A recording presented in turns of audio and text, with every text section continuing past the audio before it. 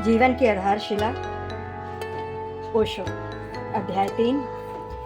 ओशो के शिष्य उनसे सवाल करते हैं, प्यारे सद्गुरु, आपके आध्यात्मिक विद्रोह की दृष्टि में मेरे अस्तित्व को बहुत गहराई से स्पर्श किया है। मुझे हमेशा इस बात का गर्व रहा है कि मैं चर्च के सिद्धांतों और उपदेशों का न मानने वाला उनका विरोधी रहा हूँ। पिछली रात मैंने स्वप्न में देखा कि विद्रोही बनकर रहने के लिए मुझे दंडित किया जा रहा है और मैं डर गया। जागने पर मैंने ये अनुभव किया कि एक विद्रोही बनकर जीने के लिए जैसा कुछ मैं सोचा करता था वो वास्तव में मेरे लिए एक सुरक्षित खेल मात्र था और वो स्वयं के द्वारा स्वीकृत सीमाओं के अंदर ही था। अब मैं देख रहा हूँ कि आप जिस विद्रोही भावना के संबंध में बता रहे हैं और वो कोई बहुत भयवानी चीज़ नहीं है, लेकिन फिर भी कुछ चीज़ें ऐसी हैं जिसे मैं बहुत अधिक चाहता हूँ। प्यारे सद्गुरु, क्या ये असुरक्षा की भावना भी विद्रोही बनने का ही एक भाग है? ओशो कहते हैं, ओशो उसे जवाब देते हैं, चर्च के सिद्धांतों और उपदेशों को न मान करके, उनका विद्रोह करके, नॉन कॉन्फॉर्मिस्ट हो करके अपने को विद्रोही मानना एक भूल है। ये एक पुरानी और प्रतिक्रियावादी संस्था है जो सभी कार्य को क्रोध, हिंसा और अहंकार से बदल देने के लिए करती है। उसके कार्य चेतना पर आधारित होशपूर्ण नहीं है, यद्यपि वो समाज की नीति और नियमों के विरुद्ध कार्य करती है, पर केवल समाज के विरुद्ध होना ही आवश्यक रूप से ठीक नहीं है। वास्तव में ये अधिकांशतम समय एक अति से दूसरी अति पर जाना है और एक गलत से दूसरी गलत की ओर जाना ही है। मेरे इस आध्यात्मिक विद्रोह में एक बहुत बड़ा संतुलन है और ये बिना सजगता के, होश के, अपार करुणा के साधना संभव नहीं है। ये कोई प्रतिक्रिया नहीं है, ये एक कृत्य है जो पुराने विरुद्ध न हो करके कुछ नया लेने के लिए है। चर्च विरोधी, नॉन फेमिनिस्ट केवल पुराने और पूर्व स्थापित मूल्यों के विरुद्ध हैं, लेकिन उनके पास कोई सृजनात्मक विचार नहीं है कि वे क्यों उसके विरुद्ध हैं, और न उनके पास भविष्य के लिए कोई दृष्टि है। यदि वे सफल होते तो वे करेंगे क्या? वे मानसिक रूप से उद्गिनित होंगे। उन्होंने इसके बारे में कभी कोई चर्चा भी नहीं की क्योंकि वे कभी सफल नहीं हुए, इसीलिए उद्गिनित होना भी नहीं चाहिए। उनकी सफलता ही उनके लिए शरणार्थी बन गई है। जब मैं प्रतिक्रिया स्वरूप कुछ करने की बात कहता हूँ तो मेरे कहने का अर्थ होता है कि तुम्हारा किसी विशिष्ट दिशा में जाना आधारभूत रूप से किसी पर आश्रित है। तुम स्वतंत्र होकर के कार्य नहीं कर रहे हो, उसमें बहुत गहरे उलझाव हैं। उसका अर्थ है कि तुम्हारा कृत्य केवल बाय प्रोडक्ट है। तुम आधारभूत रूप से कुछ और ही कर रहे थे और अचानक उससे ही दूसरा कृत्य अपने आप को हो गया। इसका अर्थ है कि तुम्हारे कार्यों को सरलता से नियंत्रित किया जा सकता है। मूलतः नसीरुद्दीन के बारे में एक छोटी सी कहानी कही जाती है। वो मूल रूप से पूरी तरह से नकारात्मक चिंतन का एक प्रतिक्रियावादी और नॉन फेमिनिस्ट व्यक्ति था। यहाँ पर ओशो एक कहानी के द्वारा उसे समझाते हैं। यदि उसका पिता उससे कहता तुम्हें दाईं ओर जाना है, अगर उसका पिता कहता कि तुम्हें दाईं ओर जाना है तो निश्चित मानो वो बाईं ओर ही जाएगा। उसके पिता बहुत जल्द उसकी इस आदत को जान गए और फिर कोई समस्या नहीं रही। जब वो चाहते थे कि वे दाईं ओर जाए तो वे उससे कहते बाईं ओर जाना है, मेहरबानी करके बाईं ओर से जाना, और वो दाईं ओर चला जाता। वो आज्ञा का उल्लंघन कर रहा था और वो नॉन फेमिनिस्ट था, लेकिन वो इस बात से पूरी तरह बेखबर था कि उसे आदेश देकर के नियंत्रित और निर्देशित किया जा रहा है, और वो वास्तव में वही कर रहा है जो उसका पिता उससे कराना चाहता था। धीमे धीमे वो भी सजग होने लगा। वो सोचने लगा, आखिर ये मामला क्या है? जब पहले मेरे पिता मुझसे दाईं ओर जाने के लिए कहते थे और मैं बाईं ओर जाता था तो वो बहुत नाराज हुआ करते थे। मैं निरंतर उनकी आज्ञा का उल्लंघन करता रहा, लेकिन अब वो कभी भी कोई भी शिकायत नहीं करते। आखिर बात क्या है? बहुत जल्द वो अपने पिता की पूरी व्यूह रचना समझ गया। एक दिन नसीरुद्दीन और उसका बूढ़ा पिता दोनों अपने अपने गधे पर बैठे हुए नदी पार कर रहे थे और गधे पर चीनी का एक बोरा था। गधे पर एक चीनी का बोरा भी लदा था और वो बोरा दाईं ओर अधिक झुका हुआ था और ये खतरा था कि कहीं उसकी पीठ से फिसल करके नदी में न गिर जाए। उसका पिता नसीरुद्दीन पीछे चल रहा था और वो जानता था यदि मैं कहता हूँ कि बोरे को बाईं ओर झुकाओ तो जैसा मेरा अजीब सन की बेटा है वो उसे तुरंत ही दाईं ओर झुका देगा और बोरा नदी में गिर करके चीनी बर्बाद हो जाएगी। इसलिए उसने चिल्ला करके कहा, नसीरुद्दीन, बोरे को दाईं ओर झुकाओ। और वो पुराने अनुभव के आधार पर वो आशा कर रहा था कि उसे बाईं ओर झुका करके चलेगा, लेकिन इस बार नसीरुद्दीन उसे उसके कहे अनुसार उसने दाईं ओर चलेगा, लेकिन इस बार नसीरुद्दीन ने उसके कहे को साकार करते हुए कहा, ओके, और बोरे को दाईं ओर झुका दिया। बोरा नदी में जा गिरा। उसके पिता ने कहा, ये क्या किया? अब पहले की तरह तुमने मेरी आज्ञा का उल्लंघन क्यों नहीं किया? नसीरुद्दीन ने जवाब दिया, अब मैं प्रत्येक बार ये तय किया करूंगा कि मुझे आपकी आज्ञा माननी चाहिए या नहीं। अब मेरी कोई तय की हुई दार्शनिक विचारधारा नहीं होगी, बल्कि मैं स्थिति को देखते हुए चला करूंगा, क्योंकि आप मेरे साथ चालाकी करते हुए मुझे धोखा दे रहे हैं। मैं आपका बेटा हूं और आप फिर भी मुझे धोखा देते हैं। आप मुझे अभी तक इस तरह आदेश देते रहे हैं जिससे मैं उसे न मानूं। अब आगे से आप होशियार रहें। मैं आपकी आज्ञा मान भी सकता हूं और नहीं भी मान सकता हूं। अब आज से मेरे बारे में कुछ भी निश्चित न होगा। अब मैं हाथों की कठपुतली बनकर के नियंत्रित नहीं किया जा सकूंगा। नॉन फेमिनिस्ट यानी कि प्रतिक्रिया स्वरूप विरोध करने वाला हमेशा समाज और व्यवस्था के हाथों की कठपुतली बना रहता है। व्यवस्था उसके कुछ अधिक ही चालाकी और होशियार होती है और वो बिना किसी कठिनाई के नॉन फेमिनिस्ट का भी उपयोग कर लेती है, लेकिन अवस्था कभी भी विद्रोह का उपयोग नहीं कर सकती है, क्योंकि वो व्यवस्था के विरुद्ध कुछ भी नहीं प्रतिक्रियावश नहीं कर रहा है। उसके पास भविष्य की एक निश्चित दृष्टि, नए मनुष्य और नई मनुष्यता के लिए उस स्वप्न को यथार्थ में बदलने के लिए सृजनात्मक कृत्य कर रहा है।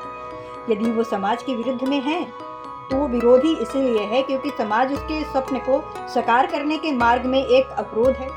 उसका केंद्रीय बिंदु समाज नहीं है, उसका केंद्र बिंदु एक अज्ञात भविष्य और एक शक्ति प्रदा संभावना है। वो अपनी स्वतंत्रता और अपनी दृष्टि से अपने स्वप्न को साकार करने के लिए कार्य करता है। उसकी चेतना ही ये निश्चित करती है कि उसे किस रास्ते की ओर जाना है।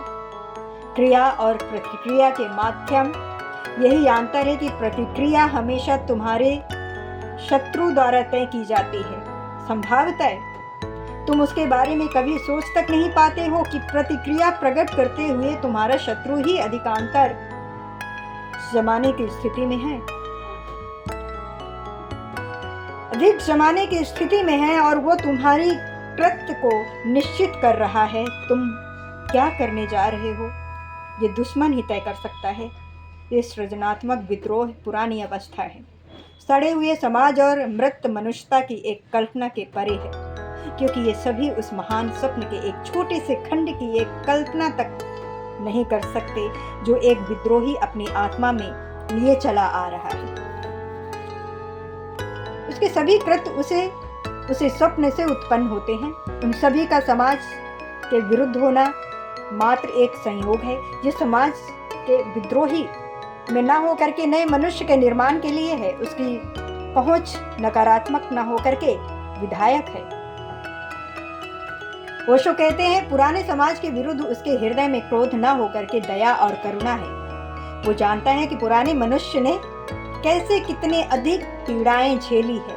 वो उससे नाराज हो कैसे सकता है? वो तो कोई शिकायत तक नहीं करता है। वो एक नए संसार का सृजन कर रहा है जिससे ये दुख, ये पीड़ा और ये कुरूप समाज ही विलुप्त हो जाए और मनुष्य अधिक सहजता, स्वाभाविकता, सुंदरता और कहीं अधिक प्रेम पूर्ण और शांति से रहते हुए अस्तित्व द्वारा उपलब्ध कराई गई पूरी समृद्धि और ऐश्वर्य और जीवन के सभी मूल्यवान उपहारों का आनंद ले सके। स्वतंत्रता, प्रेम, मौन, सत्य, वृद्धता और तुम्हारे अस्तित्व की एक अंतिम खिलावट, ये सभी तुम्हें उपलब्ध हैं। ये सभी तुम्हें उपलब्ध हैं। इनके बीच आने वाले अवरोध बस हटाना है भर है। तुम्हारे विकास में समाज के सभी पुराने ढांचे ही अधिक से अधिक रुकावटें और बाधाएं डाल रहे हैं। यदि विद्रोही उन अवरोधों को कहते हैं, यदि विद्रोही उन अवरोधों को और रुकावटों को विद्रोह में है तो केवल इसीलिए जिससे कि नया मनुष्य बिना बेड़ियों के, बिना किसी कारागार में बंदी बनाए या बाहर यातनाएं, शिविरों में कष्ट सहे बिना ऐसा स्वतंत्र जीवन जी सके जैसे मुक्तावास में एक पक्षी उड़ान भरता है, जैसे गुलाब की झाड़ी स्वतंत्रता से रिमझिम वर्षा या गुनगुनी धूप में कृत्य करती है, अथवा जैसे चंद्रमा मुक्ताश में बादलों के पार अपने अपूर्व सौंदर्य, शांति और आनंद को चांदनी के रूप में बरसाता है, स्वतंत्रता से विचार करता है। मेरा विद्रोही मनुष्य पूरी तरह से नॉन कॉन्फिनिस्ट से एक भिन्न तरह का व्यक्ति है। ये अच्छी बात है, तुमने ये जान लिया कि नॉन कॉन्फिनिस्ट बनना एक विद्रोही बनना नहीं है।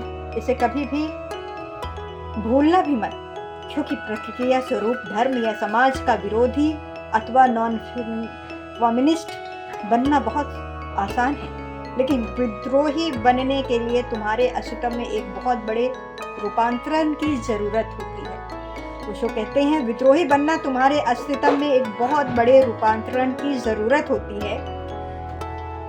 नॉन कॉन्फिनिस्ट बनना तो एक बहुत सस्ती बात है। जरा हिप्पियों को देखो, ये सभी नॉन फेमिनिस्ट या समाज विद्रोही हैं, समाज विरोधी हैं, जिन्होंने अपने सिर के बाल दोनों ओर से मुड़वा करके सिर के बीच बालों की एक छोटी सी रेखा छोड़ दी है और सिर की तितली के पैरों की तरह रंग बिरंगा पेंट करके रखा है। और युवा स्त्रियां पुरुषों को, विशेष करके पुरुषों को जिन्होंने एक ओर की आधी मूछ मुड़वा दी है या अधिक मूछ पेंट करा ली है, अथवा पूरी मूछों को इंद्रधनुष रंगों से रंग लिया है, और ये सभी लोग नॉन कम्युनिस्ट हैं।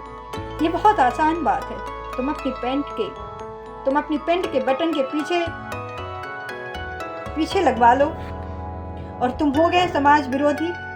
ऐसा करना बड़ा असुविधाजनक होगा, ऐसा करना बहुत ही असुविधाजनक होगा। एक स्त्री जो इटली में एक मॉडल और अभिनेत्री थी, वो रोम के मुख्य चौराहे पर नंगी बैठ करके लोगों से उसकी राजनीतिक पार्टी का सदस्य बनने का अनुरोध करने लगी। ओशो यहाँ पर एक स्त्री की, अभिनेत्री की एक कहानी बताते हैं, उसका उदाहरण देते हैं और कहते हैं कि एक स्त्री जो इटली में एक मॉडल और अभिनेत्री थी, वो रोमन के एक मुख्य चौराहे पर नंगी बैठकर लोगों से उसकी राजनीतिक पार्टी का सदस्य बनने का अनुरोध करने लगी। जो लोग भी उसकी राजनीतिक पार्टी के सदस्य बनने को तैयार थे, वे उसके स्तनों को सहलाते हुए उसका चुंबन ले सकते थे। वहाँ एक भीड़ इकट्ठी हो गई और लोगों को उसकी पार्टी का सदस्य बनने के लिए लंबी लाइन में खड़ा होना पड़ा। एक दिन में ही उसने अपनी पार्टी के 10,000 सदस्य बना लिए। अब उसने ये घोषित किया कि वो पार्लियामेंट के सदस्य के चुनाव में खड़ी हो रही है, और उसने वोट लेने और लोगों को फुसलाने का जो अभिनय शुरू किया, उसने जो प्रचार का अभियान शुरू किया था, अपनी खुली कार में नग्न बैठ करके वो सड़कों पर घूमती। जो व्यक्ति उसे वोट देने का वादा करेगा, वो कार रोक करके उस मनुष्य को आलिंगन में ले करके उसे एक चुंबन देगी। निश्चित रूप से ये समाज विरोधी नॉन फेमिनिस्ट हैं। वो सदस्य भी बन गई। वो इटली की प्रधानमंत्री भी बन सकती है। वो संसद सदस्यों से कह सकती है, यदि तुम मुझे देश का प्रधानमंत्री बनाने के लिए वोट दोगे तो मैं इसी संसद भवन में के हॉल में तुम्हारे साथ प्रेम भी कर सकती हूँ। वो इटली की सबसे अधिक सुंदर अभिनेत्रियों में से एक है और पूरे यूरोप की सबसे अधिक सुंदर मॉडल भी है। नॉन फेमिनिस्ट बनना बहुत आसान है, लेकिन वो मनुष्यता को क्या दे सकती है? उसके दिए गए न तो चुंबन और न उसके पल की कोई मनुष्यता के उन्नत में सहायक हो सकते हैं। ये सभी कुछ एक अच्छा खासा मजाक तो है, लेकिन वो अपने ही देश या अपने विश्व में प्रसन्नता, प्रसिद्धि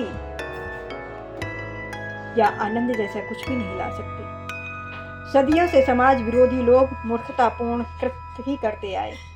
वे लोग को चिढ़ाते हैं, उत्तेजित करते हैं उन्हें, लेकिन इससे विश्व के एक रूपांतरण में कोई सहायता नहीं मिलती और तुम्हें एक सन्यासी बनकर के इस तरह के सकर्म में कोई दिलचस्पी होनी ही नहीं चाहिए, जो एक तरह का मूर्खतापूर्ण रास्ता मनोरंजन मात्र है।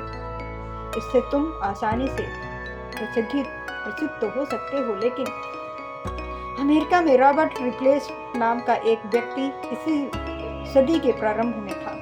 वो 3 दिनों में ही विश्व प्रसिद्ध हो गया और उसने किया कुछ भी नहीं। वो सिर्फ न्यूयॉर्क की सड़कों पर पीछे की ओर चला। वो अपने हाथों में एक दर्पण पकड़े रहता था जिससे वो अपने पीछे देख सके और इस तरह वो पीछे की ओर चल सकता था।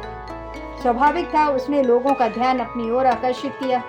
हर जगह उसके चारों ओर एक भीड़ इकट्ठी हो जाती और सभी समाचार पत्र उसकी फोटो और ये खबर प्रसारित करते। वो मुख्य शीर्षक की खबर बन गया। वो ऐसा पहला मनुष्य था जिसने पूरे न्यूयॉर्क की नगर की पीछे की ओर चलता हुआ यात्रा पूरी की और उसका ये कृत्य बहुत प्रसिद्ध हो गया। अंत में पीछे की ओर चलते हुए ही उसने पूरे अमेरिका की यात्रा की। हर जगह वो उससे बड़ी खबर बन गया। लोग उसका एक संत की तरह स्वागत करते थे और वो जो कुछ भी कर रहा था वो अपने हाथों में लिए हुए दर्पण की एक सहायता से कर रहा था। ये सब कुछ एक सर्कस के लिए तो अच्छा है, लेकिन इससे जीवन के नए मूल लाने में कोई भी सहायता नहीं मिलती है। ओशो कहते हैं, ये सिर्फ एक सर्कस है। ये जीवन में नए मूल्य लाने में कोई भी सहायता नहीं मिलती है, न इससे जीवन में नए रंग भरते हैं, न कोई भी नूतन पुष्प खिलते हैं और न मनुष्य को कोई आध्यात्मिक आनंद मिलता है। इससे कुछ भी नहीं मिलता है। ये अच्छा है कि तुम इस बात को समझ गए हो, लेकिन इसे कभी भूल मत जाना। और ये भी महत्वपूर्ण है कि उसी रात तुम्हें ये स्वप्न भी आया जिसमें मैंने अपनी विद्रोही वृत्ति से रहने के लिए स्वप्न में दंडित होते हुए देखा। तुम धर्म और समाज विरोधी नॉन फेमिनिस्ट ही रहे हो, लेकिन तब तुमने अपने कोई दंडित किए जाने का कोई स्वप्न नहीं देखा, क्योंकि नॉन फेमिनिस्ट होना अधिक से अधिक एक मनोरंजन और हंसी का पात्र भरूना है। तुम्हें दंड देने की कौन परवाह करता है? तुम्हें दंड देने के लिए समय किसके पास है? लेकिन ये विचार ही है कि एक सच्चा विद्रोही पूरी तरह से एक भिन्न चीज है। तुम्हारे मन को बदल करके तुरंत एक स्वप्न निर्मित करता है। ये महत्वपूर्ण है। तुम्हारा अचेतन मन तुम्हें सावधान होने की तुरंत चेतावनी देता है। एक नॉन फेमिनिस्ट बनना बस केवल एक स्वप्न कृति पुरानी चीजें हैं। ये पुराने सड़े समाज और व्यवस्था का एक भाग है। नॉन फेमिनिस्ट हमेशा ही रोते रहते हैं और उन्हें किसी ने क्रॉस पर नहीं चढ़ाया। वो निहित स्वार्थों और समाज के लिए खतरा नहीं है। तुमने सपने में अपने को दंड पाते हुए देखा। ये तुम्हारे अचेतन मन द्वारा दी गई एक चेतावनी है। तुम कहते हो और मैं भयभीत हो गया। जागने पर मैंने अनुभव किया कि एक विद्रोही बन करके जीने के लिए जैसा मैं जो कुछ सोचा करता था वो वास्तव में मेरे लिए एक सुरक्षित खेल मात्र था। और ये स्वयं के द्वारा स्वीकृत सीमाओं के ही अंदर था। अब मैं देख रहा हूँ कि आप किस विद्रोही भावनाओं के संबंध में बात कर रहे हैं। वो कोई बहुत बहुत भयभीन चीज़ है। ये बहुत एक भयभीन चीज़ है, लेकिन फिर भी इसमें कुछ चीज़ें ऐसी हैं जिन्हें मैं बहुत अधिक चाहता हूँ। क्या ये असुरक्षा की भावना भी है? विद्रोही बनने का एक ही भाग है। पहली बात तो ये है कि यह निश्चित रूप से बहुत जोखिम भरा भयानक कार्य है।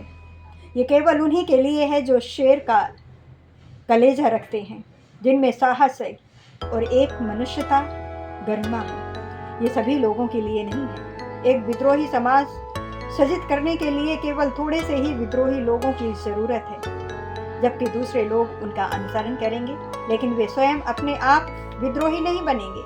यदि विद्रोही लोग अपने एक समाज निर्मित करते हैं तो आज की तरह पूरी भीड़, जो कि समाज का ही एक भाग है, उस विद्रोही समाज का एक भाग बन जाएगी।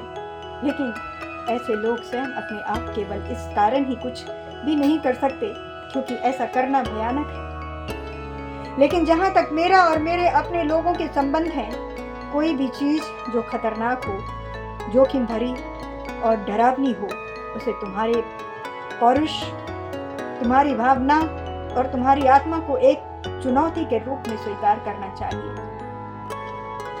ओशो कहते हैं तुम्हें इससे एक चुनौती के रूप में स्वीकार करना चाहिए। वो भयानक है। यही कारण है कि उसकी चाय की गई थी। एक मनुष्य बिना खतरे के जीता है, जैसे जीना चाहता ही नहीं। जीने का केवल एक ही ढंग है, खतरों से खेलना, हमेशा तलवार की धार पर चलना। सभी जीवन में एक ताजगी होती है, एक जवानी और एक रवानी होती है। क्षण क्षण तीव्रता और समग्रता से जीने की एक ललक होती है, क्योंकि आने वाले क्षण में कुछ भी निश्चित नहीं होता है। जो भी लोग सुविधा और आराम से जी रहे हैं वो मध्य दर्जे का जीवन है। ये शब्द मध्य वर्ग एक गाली जैसा है। कोई भी व्यक्ति मध्य वर्ग का जीवन नहीं जीना चाहता। यही लोग हैं जो अतीत से बंधे हुए हैं और जो मुर्दे से रिश्ते जोड़े बैठे हैं, जो सड़े बुसे सिद्धांतों और अर्थविहीन कर्मकांडों से अटके हुए हैं, क्योंकि वे कोई भी प्रश्न उठाने से डरते हैं। ईमानदारी की अपेक्षा उनके लिए सुविधा कहीं अधिक मूल्यवान है। उनके लिए मध्य वर्ग की तथाकथित सुविधाएं उस जीवन में से कहीं अधिक मूल्यवान हैं जो आगे में से गुजरते हुए एक त्वरा से जिया जाता है। एक सन्यासी का दीक्षा लेना एक जलती ज्योति बनने जैसा है, जिसमें खतरे से खेलते हुए जीने की चाह हो और जो सभी सुविधाएं और आराम छोड़ करके हमेशा अज्ञता में छलांग लगाने को तैयार हो। लेकिन इस जीवन का यही एक सौंदर्य है। तुम खतरों में प्रतिपल जीते हो। कल के लिए तुम्हारे पास कोई निश्चितता, कोई गारंटी और कोई कल होने वाली क्षति की भरपाई के लिए कुछ सुरक्षा का साधन भी नहीं होता है। तुम आज और अभी अपने संपूर्ण के साथ जीते हो। तुम अभी और अपने संपूर्णता के साथ जीते हो। तुम प्रत्येक क्षण का ये भी भली भांति जानते हुए कि संभावनाएं तुम्हें अन्य कोई दूसरा अवसर न मिल पाए, समग्रता से इसका पूरा रस निचोड़ लेते हो।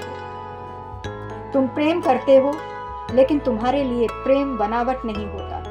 तुम जीते हो, लेकिन तुम्हारे लिए जीना आग के जलने जैसा होता है और तुम तीव्र प्रेम का एक पल जीना भी आनंद समय से चली आ रही व्यर्थ की पूजा पाठ, अंधविश्वासों, मुर्दों मूर्तियों और गुलामी के बंधन से जीने से कहीं अधिक मूल्यवान होता है। सिनाई पर्वत पर मोजिस को एक परमात्मा की आवाज आकाशवाणी के रूप में सुनाई दी। वो विश्वास ही नहीं कर सकता है कि परमात्मा उसी से बात कर रहा है। वह अविश्वास से अपने सिर को हिलाते हुए और फिर अपने चेहरे को ऊपर आकाश की ओर उठाते हुए उसने कहा, फिर ठीक है ऐ मेरे परमात्मा, अब सीधे ही मैं तुमसे जुड़ गया हूँ। तू कह रहा है कि हम लोग तेरे द्वारा चुने हुए लोग हैं और तू चाहता है कि हम लोग क्या शब्द की नोक की अपनी भाषा से निकाल दें और संदेह मुक्त हो जाएं? परमात्मा एक भद्र आत्मा होने के कारण शब्दों का प्रयोग नहीं कर सकता और मोजेस भी एक मसीहा होने के कारण शब्दों का प्रयोग नहीं कर सकते। इसीलिए उन्होंने ऐसे परमात्मा की आवाज़ सुनने की व्यवस्था की। एक रहस्य है, क्योंकि परमात्मा तो मौन ही रहता है। संभवतः ये मोजेस की एक स्वयं की अपनी एक खोज है। उन्हें अपने लोगों को उत्तर देना था और वो अपने अज्ञान को प्रदर्शित करना चाहते थे। यहूदियों ने केवल इसी अजीब विचार को मानते हुए कि वे परमात्मा के द्वारा चुने हुए लोग हैं, स्वीकार करने के कारण कि वो बहुत दुख झेले। ये विचार ही पूरी तरह से अब या तो मोजेस ने सपना देखा अथवा उन्होंने सिनाई पर्वत पर पहुंच करके मरियोजना से लिया था, क्योंकि मैं जानता हूं कि सिनाई पर्वत पर ही मरियोजना उत्पन्न होता है। लेकिन कोई चीज़ गलत ज़रूर हुई और वो वहाँ से इस विचार के साथ लौटा, हम लोग परमात्मा के चुने हुए लोग हैं। एक बार यहूदियों के दिमाग में ये विचार प्रविष्ट हुआ और उनके अहंकार का एक भाग बन गया और किसी ने कोई प्रश्न भी नहीं उठाया। मैंने यहूदियों के बहुत से नए और पुराने शास्त्रों को उनकी बहुत सी व्याख्याओं के साथ पढ़ा और यहाँ तक कि मिल्टन बूबन जैसे तर्कनिष्ठ और बहुत महत्वपूर्ण दार्शनिकों को भी मैंने पढ़ा, लेकिन किसी ने भी इस मूर्खतापूर्ण विचार के विरुद्ध कि यहूदी ही परमात्मा द्वारा चुने गए लोग हैं, कोई भी प्रश्न उठाया तक नहीं। ये विचार इतना सुविधाजनक और उचित लगा उन्हें, लेकिन 4000 वर्षों से यही उनकी एक मुसीबत का कारण बना, क्योंकि उनके अतिरिक्त दूसरा उसे स्वीकार करेगा ही नहीं। प्रत्येक के अपने अपने ख्याल हैं। हिंदू सोचते हैं कि वे लोग ही परमात्मा द्वारा चुने हुए लोग हैं और पूरे संसार में परमात्मा ही हिंदुओं को अपने पवित्र ग्रंथ सौंप दिए। लोग ही सर्वप्रथम थे। उन्होंने एक सभ्य देश को बनाया और उनके पास सबसे अधिक त्रुटिता रहित और पूर्ण भाषा संस्कृति है, जिसके बारे में उनका दावा है कि परमात्मा केवल इसी भाषा को समझता है। इसलिए यदि तुम किसी अन्य भाषा में प्रार्थना कर रहे हो तो तुम केवल अपना समय व्यर्थ बर्बाद कर रहे हो। ओशो कहते हैं आगे, ठीक है, यही पूनम का एक व्यक्ति इतिहास में पहली बार कुछ स्त्रियों को जो कुछ सिखा रहा है, उसका विचार है कि वो एक क्रांतिकारी है, पर वो केवल एक नॉन फेमिनिस्ट है। वो उन स्त्रियों को संस्कृति का एक कान रटा रहा है, जिससे कि विवाह के समय संस्कृति में उन श्लोकों का पाठ करते हुए वे स्त्रियां पुरोहित बन करके विवाह संपन्न करा सकें, जैसा पूरे इतिहास में आज तक नहीं हुआ। लेकिन समस्या ये है कि स्त्रियां संस्कृति नहीं जानती, वे शिक्षित भी नहीं हैं, वे उन श्लोकों का अर्थ तक नहीं जानती। कुछ विद्वान एक पत्रकार ने उस व्यक्ति से पूछा, आप जिन स्त्रियों को ये संस्कृति के श्लोक रटा रहे हैं और उन्हें मंदिरों में पूजा पाठ अनुष्ठान विवाह अन्य अवसरों पर पुरोहित बनाने के लिए तैयार कर रहे हैं, पर वे स्त्रियां तो उन मंत्रों का अर्थ तक नहीं जानती। क्या आपको मालूम है कि उस व्यक्ति ने क्या उत्तर दिया? उसने कहा, ये प्रश्न उन लोगों के लिए श्लोकों का एक अर्थ समझने का है कि नहीं। परमात्मा तो उन्हें समझता है, इसलिए वे उसका अर्थ जाने या न जाने, ये बात ही पूरी तरह व्यर्थ है। यही सही प्रार्थना है जिसे मैं जानता हूँ, और यही वो सत्य प्रार्थना है जिसे परमात्मा समझता है। जो स्त्री उसे दोहरा रही है वो आवश्यकता से अधिक है, भले ही वे उसका अर्थ जाने या न जाने। अपने ख्याल में वो बहुत बड़ा क्रांतिकारी है, बल्कि कोई उसे पूरी भी नहीं कर सकता। लोग उसे एक मजाक की तरह ले रहे हैं और कोई भी व्यक्ति उन स्त्रियों को विवाह संस्कार संपन्न करने के लिए बुलाता भी नहीं है। वो उन्हें पूजा पाठ करने के लिए तैयार करता है, लेकिन कोई उन्हें मंदिरों में पूजा या सेवा करने के लिए बुलाएगा ही नहीं। वो उन्हें भले ही तैयार किए जाए, इससे कोई भी फर्क नहीं पड़ता है, जब तक कि मंदिर उन्हें पुजारियों के रूप में आमंत्रित न करे। जब तक कि लोग उन्हें बच्चे के उत्पन्न होने, विवाह या मृत्यु के समय संस्कार करने के लिए बुलाना शुरू न करें। यही कारण है कि कोई भी इस बारे में चिंता करता ही नहीं। लेकिन उसका उत्तर उस बड़ी भटकन को प्रदर्शित करता है जिसे हिंदू हजारों वर्षों से ढोए चले आ रहे हैं कि संस्कृति परमात्मा की भाषा या देववाणी है और ये केवल उसी भाषा को समझता है। और केवल वेद ही हैं वे पवित्र ग्रंथ हैं जिन्हें उसने लिखा है। हिंदू भी परमात्मा द्वारा चुने हुए लोग हैं और उसने अपने सभी अवतार हिंदुओं के ही पाले में लिया है। जर्मन लोगों का ख्याल है कि उनकी ही नस्ल शुद्धतम है और यही वो संघर्ष था जिसके कारण उन्होंने यहूदियों को नष्ट कर दिया, जिसके लिए उन्होंने यहूदियों को नष्ट कर देना चाहा, क्योंकि दो लोग परमात्मा द्वारा चुने हुए लोग नहीं हो सकते। उनमें से एक को पूरी तरह मिटना ही होगा। जब एडोल्फ हिटलर 60 लाख यहूदियों की हत्या करने में सफल हो गया तो जर्मन लोगों को अधिक से अधिक ये बात निश्चित हो गई कि वे लोग ही सही हैं, क्योंकि परमात्मा यहूदियों की रक्षा नहीं कर रहा है और न ही हिटलर को इसके लिए दंडित कर रहा है। जिस समाज में तुम रह रहे हो उससे कभी भी कोई प्रश्न न पूछे, उससे कभी भी कोई प्रश्न न पूछते हुए उसी के अनुसार ही हो जाना, भले ही तुम ये अनुभव भी करो कि कहीं कोई चीज मूर्खतापूर्ण है। बहुत सस्ता सौदा है। केवल अपने को सुविधापूर्ण बनाने के लिए तुम अपनी आत्मा बेच रहे हो। तुम एक आध्यात्मिक गुलाम बन रहे हो। एक सच्चा विद्रोही व्यक्ति किसी भी रूप में किसी का भी गुलाम बनने को इनकार करता है, भले ही वो परमात्मा ही क्यों ना हो। किसी भी मनुष्य का गुलाम बनने का तो कोई प्रश्न ही नहीं उठता है। फ्रीडरिक नीत्शे का एक वक्तव्य है, परमात्मा मर चुका है और अब मनुष्य पूरी तरह स्वतंत्र है। वो कहता है परमात्मा मर चुका है और अब मनुष्य पूरी तरह से स्वतंत्र है। ये वक्तव्य एक विद्रोह से भरी हुई आत्मा का वक्तव्य है। उसका तर्क बहुत स्पष्ट है। एक दूसरे स्थान पर वो कहता है मनुष्य और परमात्मा दोनों साथ साथ नहीं रह सकते, क्योंकि परमात्मा का अस्तित्व केवल तभी होगा जब परमात्मा सृष्टि करता होगा और मनुष्य उसकी एक सृष्टि समझ जाएगा। लेकिन हम इसे अपमान और अभद्रता को बर्दाश्त नहीं कर सकते, इसीलिए हम घोषणा करते हैं कि परमात्मा मर गया है और मनुष्य ही सर्वश्रेष्ठ है। अब इससे ऊपर और कोई भी नहीं है। वो कहता है अब इससे ऊपर कोई भी नहीं है। निश्चित रूप से ये रास्ते खतरनाक हैं, लेकिन जिन लोगों ने इन मार्गों का अनुसरण किया है उन्होंने जीवन परिपूर्ण प्रसन्नता और परमानंद का अनुभव करते हुए जिया है। जो लोग मध्य दर्जे की भीड़ या भेड़े बन करके अपनी रक्षा करने के लिए गडरिये की आने की प्रतीक्षा करते रहे, उनका जीवन न तो शीतल और न उत्तप्त रहा, वो मात्र गुनगुना होकर के रह गया। वो ठीक उस गुनगुने चाय की तरह बन करके रह गया जो न ठंडी है और न ही गर्म है और जिसे तुम पीना पसंद नहीं करते। कभी भी गुनगुना जिंदगी जीना ही नहीं। ओशो कहते हैं कभी भी गुनगुनी जिंदगी जीना ही नहीं।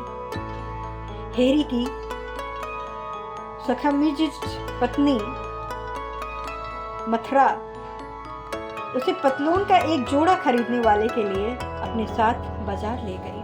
दुकान के सहकारी ने पूछा, आपको बटनों वाली पतलून चाहिए या जिप वाली? हैरी ने तुरंत उत्तर दिया, जिप वाली। बहुत अच्छा श्रीमान, लेकिन आप 5 इंच या 10 इंच वाली जिप में से कौन सी जिप वाली पतलून पसंद करेंगे? 10 इंच, हैरी ने मराठा के सामने इस तरह का कहा जिससे मराठा अपने ढंग से उसका अर्थ ग्रहण कर सके, जिससे कि मराठा अपने ढंग से उसका अर्थ ग्रहण कर सके। जब दुकान से बाहर निकले तो मार्था जैसे फट पड़ी। विंड से उसे चिढ़ाते हुए बोली, तुम और तुम्हारी 10 इंच वाली जिप, तुमने मुझे क्यों उस आदमी की याद दिला दी जो मेरे पिता के घर में बंगले में रहा करता था।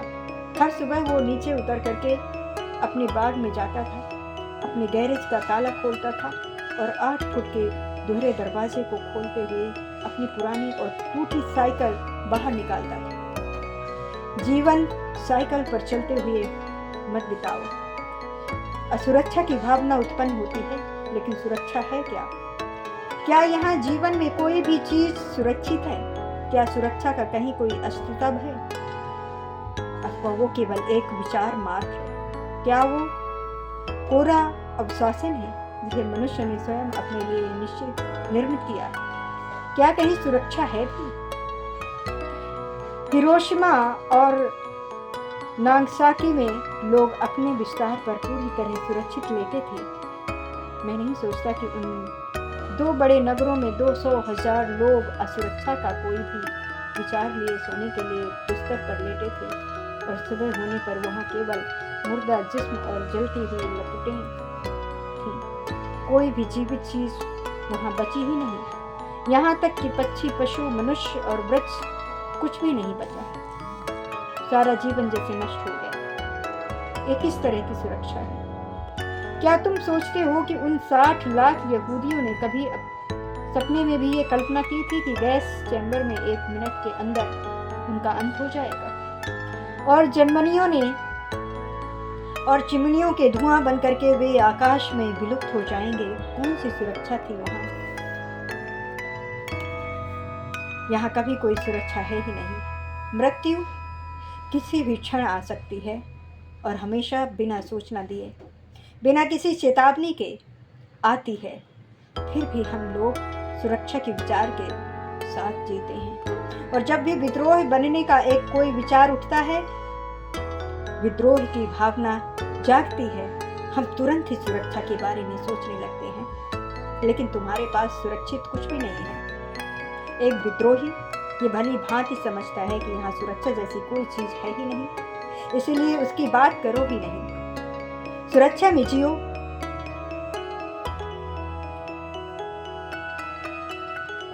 असुरक्षा में जियो, क्योंकि यहाँ जीवन का वास्तविक अर्थ है। तुम उसे टाल नहीं सकते, तुम उसे रोक नहीं सकते, इसीलिए इस बारे में परेशान होने का कोई जरूरत ही नहीं है। व्यर्थ में समय बर्बाद मत करो। जिन दिनों डिज़रायली और ग्लैडस्टोन एक दूसरे के राजनीतिक शत्रु थे, ब्रिटेन का एक सांसद भवन उनकी गर्म बहसों से गुंजा करता था।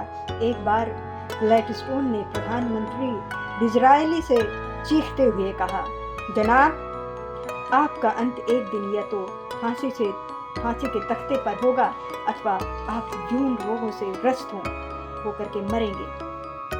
डिज़रायली ने अपने एक आंख के चश्मे को ठीक करते हुए साधारणता शांति से उत्तर दिया, मैं ये कहना चाहूँगा मिस्टर ग्लैडस्टोन कि ये सब कुछ इस बात पर निर्भर करता है कि आपके सिद्धांतों को मैं अपने गले से लगाता हूँ या आपकी श्रीमती को। जीवन को बहुत सहजता से लो, पूरी तरह शांत रह करके, पूरी तरह शक्ति, दृढ़ता और गरिमा से उस अज्ञा अंधकार में नाचते गाते आनंदित होकर के प्रवेश करो। तुम्हारे पास खोने के लिए कुछ भी नहीं है और पाने के लिए सब कुछ है। ओशो कहते हैं, तुम्हारे लिए खोने के लिए कुछ भी नहीं है और पाने के लिए बहुत कुछ है।